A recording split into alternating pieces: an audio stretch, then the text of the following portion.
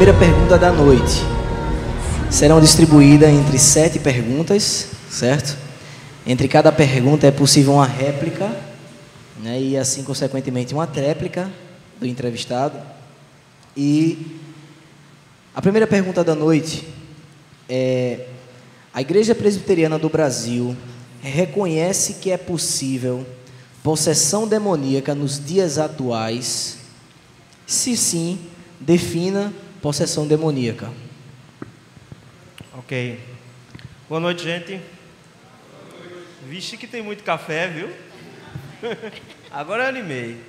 Em primeiro lugar, a Igreja Presbiteriana do Brasil, ela não tem posicionamentos oficiais quanto a essa questão, pelo menos até onde eu saiba, mas ela reconhece, como a Igreja Reformada como um todo reconhece as possessões demoníacas.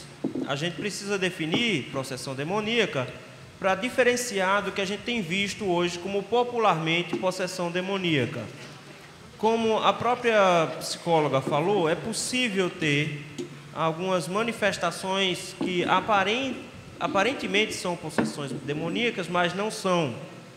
No entanto, a gente reconhece que existem alguns casos em que um demônio realmente toma conta de uma pessoa, de maneira que a sua mente é tomada por esse ser angelical e ela fica inconsciente dos seus atos, sendo controlada por esse ser, em maior ou menor grau, inclusive com manifestações corpóreas, nesse caso, por parte do demônio. Então ele pode manifestar corporalmente, inclusive, a sua presença, com força sobrenatural, coisa desse tipo.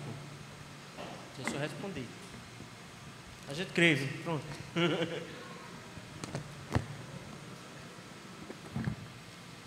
Boa noite, graça e paz, igreja. Entrevista com... Boa noite, reverendo. Eu vou fazer a minha primeira pergunta. Para a psicologia analítica, a questão da possessão é vista como uma questão do inconsciente da pessoa. Tem alguma maneira de a gente diferenciar essa questão do problema psicológico com possessão demoníaca ou não? Quando a gente trabalha com gabinete pastoral, a gente muitas vezes entra dentro dessa área de psicologia também, às vezes até demais do que deveria. Mas a possessão demoníaca ela tem algumas características que diferem de problemas psicológicos.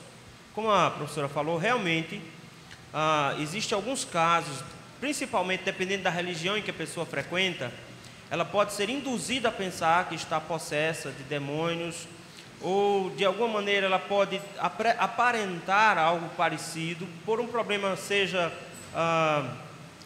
ela tem alguma patologia mental, e isso vai fazer com que ela manifeste esses sintomas. Veja, por exemplo, dentro das religiões afro, as pessoas que estão realmente atreladas à religião afro é onde há a maior incidência hoje de pessoas que, entre aspas, são possuídas. Mas, em parte, é por causa do ambiente que eles estão e da influência externa que define isso como demônio. Quer ver um exemplo?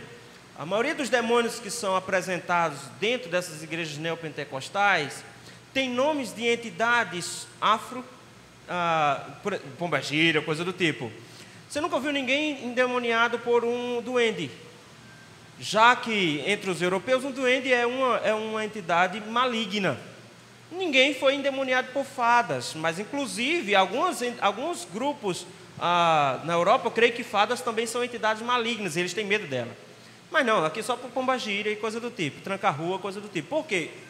É por causa do grupo social em que vive e da religião que eles vivem. Então é possível essas pessoas trazerem suas concepções de possessão para dentro das igrejas evangélicas e aí achar que são possuídas.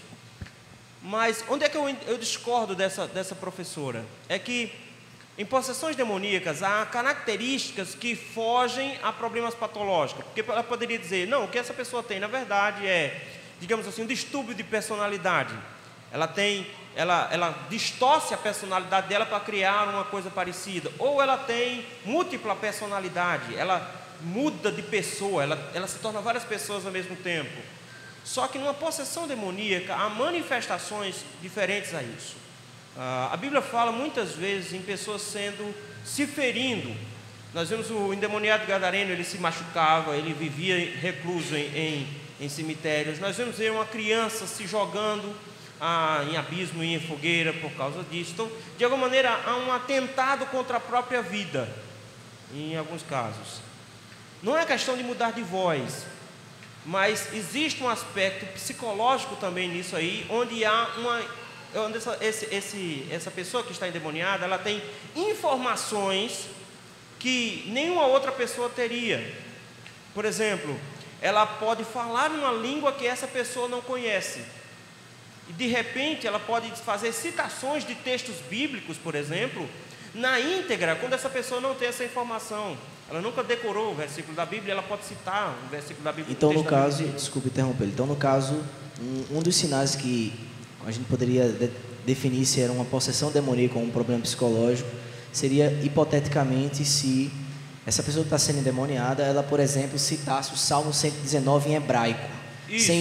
Sem nem saber português direito, ela citasse hebraico. Exatamente. Ela vai ter informações que a pessoa não teria. Por exemplo, ela vai ter informações de pessoas próximas a elas que só essa pessoa e Deus saberia. Então, informações íntimas. Digamos que um cara tenta expulsar desse camarada, e o demônio teria informações dele para repassar, entendeu?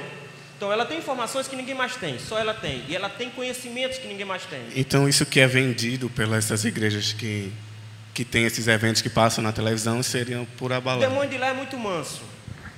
É manso demais. Bota a mão para trás, ele bota. Não funciona muito bem assim. Agora deixe-me falar sobre um assunto. E segundo, existe também a questão de corpórea. Essa pessoa ela não é só muito forte, porque, por exemplo, uma pessoa que está com um problema psicológico e ela acha que está endemoniada, ela pode ter uma força fora do comum, onde seja difícil controlá-la. Mas é possível numa possessão demoníaca ter uma força completamente fora do normal e com habilidades físicas completamente fora do normal. Eu vi um caso de uma moça que ela caiu endemoniada na igreja e ela se arrastava como uma cobra. Ela se arrastou por baixo dos bancos da igreja, e eu conheço a igreja tinha bancos pesados, não é só um banco desse aqui, era banco antigo, banco pesado mesmo, e ela com um único braço, ela era pequenininha, franzina, ela com um único braço levantou o banco e jogou o banco fora, com um único braço. Então, é uma força que mesmo sobre uma questão de influência mental, algum problema mental, ela não teria capacidade de ter. Deixe-me aproveitar a oportunidade, então, para falar sobre uma coisa que é muito comum no meio evangélico. Uma coisa chamada discernimento de espíritos. Então, me diga uma coisa.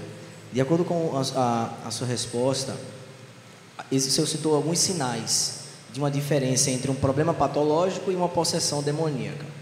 Existe um pensamento comum de que a pessoa que está naquele ambiente, por ter o discernimento de espírito, vai identificar que de fato aquilo é uma possessão demoníaca.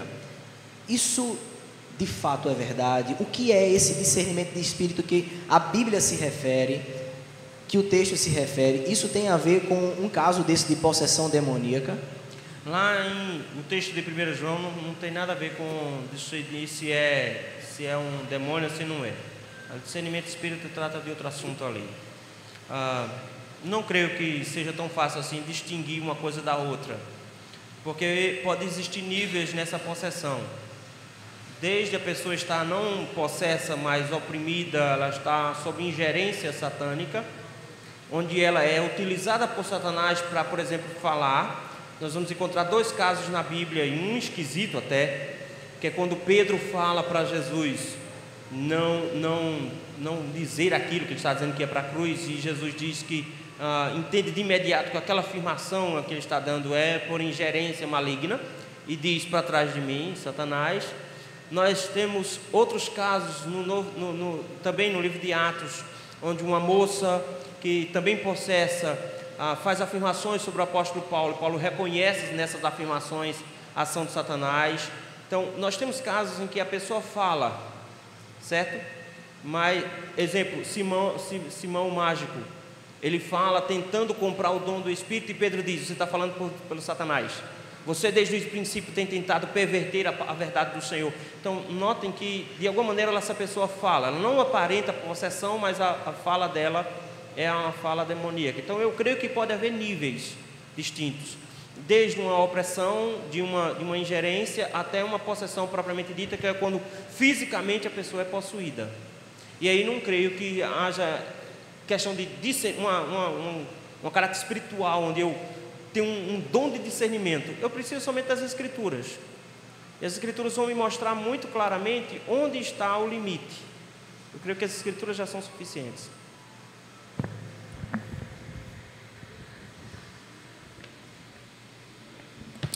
Boa noite, pastor. Boa noite, igreja. Graça e a paz. Pastor, para o bispo Edir Macedo, em seu livro Orixás, Caboclos e Guias, Deuses ou Demônios, ele afirma que, enquanto cristãos, vivemos como um deserto, onde, em alguns momentos, temos lugar de sombra para descansar e, em outros, somos expostos a raios solares. Para ele, estar exposto remete à vida espiritual, à possibilidade de uma possessão. Mas, já sendo um cristão, qual o posicionamento da IPB em relação a isso? Agora sim, a Juliana na peça estava certa. Cadê Juliana? Não é possível haver possessão demoníaca por parte de alguém que é um servo do Senhor, um eleito do Senhor. Ok? A gente precisa entender de onde Edir Macedo tirou a maioria das informações que ele possui. Na verdade, ele busca algumas informações de alguns livros, como, por exemplo, um que trata sobre demônios territorialistas. O que a maioria dos crentes não sabe é que esse livro, quando chegou no Brasil, ele tinha um adendozinho na sua primeira página que dizia que ele era uma obra de ficção. A partir da sua segunda edição, esse adendozinho dizendo que ele era uma obra de ficção foi retirada. As igrejas levaram a sério. Por isso que tem demônio de cozinha, demônio de banheiro. Entendeu? Tem demônio para tudo quanto é canto, até de cartão de crédito, chama-se IPK. O nome dele. Está amarrado. E outra coisa, a origem dele não é das melhores, então ele tem uma ingerência muito das religiões afro, entendeu? Então, muitas das informações que Edir Macedo tem foi de entrevista particular com o demônio. E ele costuma acreditar muito no que Satanás diz. E eu costumo dizer que quando Satanás diz a verdade, ele está mentindo. Porque ele sempre mente. Então, como é que eu pego uma informação que Satanás me dá e acredito que essa informação é verdadeira? Ele é mentiroso. E toda vez que ele fala, ele mente. Ele mente desde o princípio, já diz as Escrituras. Então, nenhuma dessas informações é verídica. Pelo contrário, não é possível. Eu não usaria a regra matemática lá da física, dois corpos no mesmo espaço, mas não é possível alguém que tem o Espírito Santo tenha espaço suficiente para entrar um demônio. Isso é impossível. Acho que não acontece não. Então, uma vez preenchido pelo Espírito Santo, sempre ocupado pelo Espírito Santo. Impossível. A Bíblia é muito clara: Satanás não toca. Ele não pode ser tocado por Satanás. A única coisa que Satanás pode fazer é, com a autorização de Deus, produzir efeitos ao seu redor. Jó, por exemplo. Satanás, com a autorização de Deus, mata toda a família de Jó, retira todos os bens de Jó, tira inclusive a saúde de Jó, mas ele não pode entrar em Jó. Ele não pode entrar em Jó. Então, aproveitando a parte da apresentação aqui, se falou sobre legalidade, né? Não, ele deu liberdade lá. No sertão é da cabimento. No sertão é da cabimento. De cabimento, não. É muito comum a gente escutar esse termo. E aí, nosso objetivo de representar através de uma peça é exatamente, durante a entrevista, citar esses momentos para fazer as perguntas adequadas. Nessa situação, os casos que talvez aqui todos conheçam alguém, de pessoas que viveram com eles na igreja, talvez amigos que passaram 20 anos e por alguma situação passou por uma situação como essa. Então, e aí para se justificar o fato de ele ser possesso ou ter um demônio, seria esse entendimento de ele deu cabimento. E por alguma situação, na peça se falou a questão que é muito comum no Brasil, né? O Brasil é muito comum esse termo. Ah, não é a bebida, mas poderia ser vários outros. Nessa situação, daqueles que tiveram casos como esse, experiências de pessoas que conhecem, é da igreja, e que passou por uma situação como essa, e se julgou que ele passou por aquilo por causa daquele negócio. O que de fato era? Vamos lá. A gente tem que entender que, de alguma maneira, o diabo ele é oportunista. Então, uma vez ele encontrando uma área de atuação, é lá que ele vai atuar. Ele não é bobo de colocar um exército em frente a uma muralha. Ele vai procurar o seu ponto fraco, o seu calcanhar de Aquiles. Então, ele sempre vai atuar em tentações e nessa área. Mas a gente precisa compreender que não é um frequentador de igreja que está imune a uma atuação satânica. Não é uma questão de porque ele frequenta a igreja, mas um eleito de Deus. O que distingue isso? Alguém que realmente é salvo em Cristo. Essa pessoa, o maligno não toca. No entanto, o frequentador de igreja não está imune a isso. Então é possível que uma pessoa que frequenta a igreja, ela possa ser possessa, simplesmente pelo fato de que ela não tem o Espírito Santo. Ela só frequenta a igreja. Mas é preciso entender de que esse negócio de dar cabimento ou da autorização a Satanás é parte daquela concepção de batalha espiritual equivocada que foi introduzida no nosso meio evangélico pelo meio neopentecostal. Então, essa concepção de batalha espiritual é estranha, porque ela põe Satanás e seus anjos em pé de igualdade com Deus, lutando tete a tete pelo ser humano. E essa batalha ela é ilusória, não funciona assim. Qualquer ação satânica só acontece por permissão divina.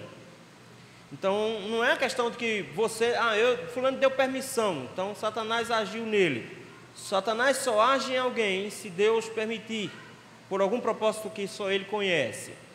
Mas, por causa do pecado do homem, do pecador naturalmente, e eu não estou falando mais do eleito, mas do homem natural, ele já está muito próximo de Satanás, e por si só ele já está executando as obras de Satanás, mesmo não tendo nenhuma ingerência sobrenatural nisso. Mas, por causa da sua vida pecaminosa, ele pode, de alguma maneira, se colocar em situações que agravem isso, que possibilitem isso a mais. O camarada que, por exemplo, é envolvido com satanismo, ele está muito mais próximo de uma possessão demoníaca do que alguém que não esteja envolvido nessa área, pelas suas práticas, pela sua vida próxima a esses atos. Entendeu? Então, pelos pecados deles, eles podem, de alguma maneira, se aproximar ainda mais das ações demoníacas, estarem mais próximos de uma possessão demoníaca, e a gente não sabe como funciona, como Satanás escolhe quem ele vai possuir nesse sentido. Há quem diga de que a bebida ajuda, que drogas ajudam, porque anulam o consciente e que permite essa ação. Não sei se é verdade isso. Eu não tenho escritura sagrada para confirmar isso. Não tem nenhum bêbado na Bíblia endemoniada. Se tivesse, estava fácil. Mas, de alguma maneira, para o ímpio, qualquer situação em que ele se coloca em risco. Para o salvo, não. Para o salvo não existe essa possibilidade de possessão. Segunda pergunta. O bispo, em seu livro, ele ainda cita sobre influência de espírito maligno e possessão demoníaca. Há diferença? E qual é a diferença? Na possessão, é muito mais profundo. Ele é tomado no inconsciente dessa pessoa, e ela passa não só a ter ingerência, mas ela passa a agir sob o comando completo de Satanás, do demônio. No caso da influência, não. A gente vai ter casos na Bíblia onde eu acabei de citar Simão o Mágico, onde ele foi influenciado. Não houve uma possessão, mas ele foi influenciado, certo? De alguma maneira, a fala dele era a fala de Satanás, mas ele não foi possuído por Satanás. Enquanto outros casos nas Escrituras falam de uma possessão onde não só o pensamento ele é induzido, mas a própria fala é de outra pessoa e não daquela que está falando. O endemoniado de Gadara, por exemplo. Ele não está somente sendo influenciado, ele não tem sequer consciência sobre o que está acontecendo. É tanto que quando Jesus vai conversar, Jesus não conversa nem com aquele homem. Notou? Ele já chega e fala com os demônios que estão nele, porque o grau de consciência daquele homem é zero em relação aos demônios que estão presentes nele. Jesus já chega e conversa com os demônios, porque é eles que estão, naquele momento, conversando com Jesus. Então, a possessão demoníaca não é necessariamente uma ação interna dessa pessoa, na mente dessa pessoa, mas é externa, com posicionamento sendo lançado sobre a sua mente. A gente não tem a menor ideia como Satanás pode fazer isso. Mas como é um anjo caído, nós não temos a ideia de quais são as competências que um anjo possui. Nós não temos ideia até que ponto um anjo ele pode ter esse tipo de influência na mente humana. Como é que funciona isso, a gente não sabe. Mas o que a gente sabe é que é possível que ele não fale pela boca, mas lance pensamentos. E aí onde entra a influência e não necessariamente a possessão. É possível. Inclusive, há quem defenda que crente possa sofrer influência. Aí o caso de Pedro, que quando fala por boca de Satanás, mesmo sendo o eleito do Senhor. E aí é quem diga então que por causa disso possa haver influência de Satanás nos eleitos, mas não possessão. Você respondeu o que ia perguntar. Já respondi? Então tá bom, estou matando 2 coelhos com uma cajadada só, então tá fácil. Boa noite. A quarta pergunta agora. No meio evangélico, existe um pensamento comum que diz que os espíritas, quando fazem consulta aos espíritos, na verdade não são os espíritos de seus familiares, e sim demônios. No texto de Deuteronômio 18, diz que Deus proíbe a consulta aos mortos. Esse texto é suficiente para dizer que os mortos não podem ser consultados, ou que não existe a possibilidade de serem consultados. Se não podem ser consultados, logo existe a possibilidade de serem os espíritos dos familiares que estão sendo consultados? Essa pergunta foi... Essa pergunta ela é bem interessante, né? Porque existe um pensamento comum de que quando se está numa sessão espírita, né? Aí fala lá com a familiar e tudo. Então, existe um pensamento evangélico de que ali não é o espírito do familiar, que é uma possessão, e sim é um demônio. Só que se baseia-se no texto de Deuteronômio 18. E aí queria que você explicasse o texto ou outros textos. Sim e não. Aí o Deuteronômio 18 vai dizer que Deus proíbe a consulta aos mortos. Que ele, no caso lá, não diz que... A questão é, se Deus proíbe, então é possível. Se Deus proíbe a consulta, nessa então questão, é possível a consulta. Vamos lá. A gente não tem... Esse texto não é suficiente para dizer que não é possível a consulta.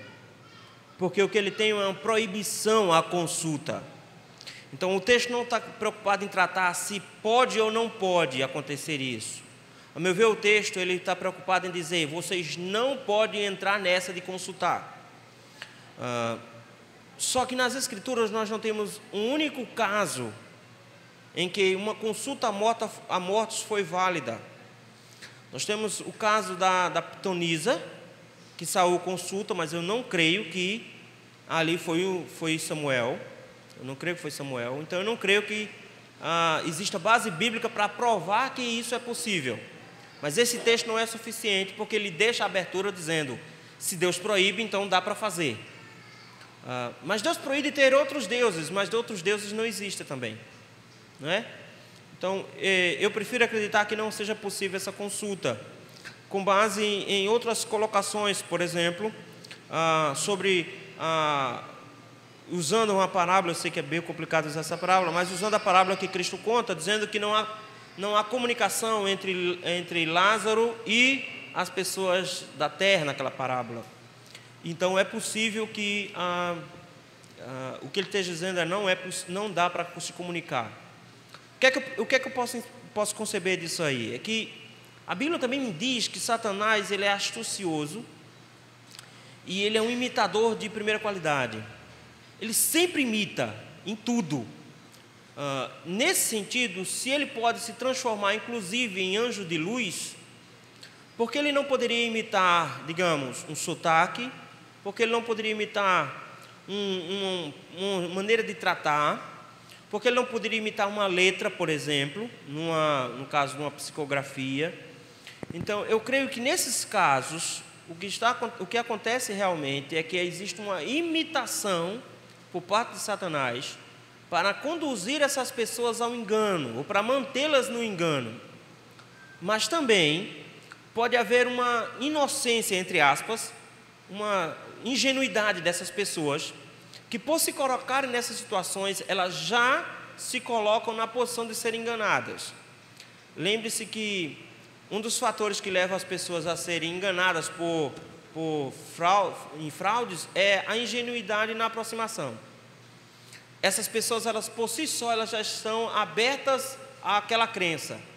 E, consequentemente, um camarada com má intenção e boa técnica, ele consegue enganar muito facilmente.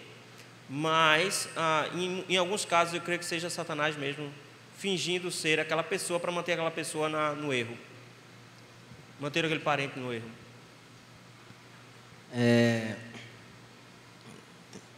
Eu gostaria de deixar a próxima pergunta para após o intervalo.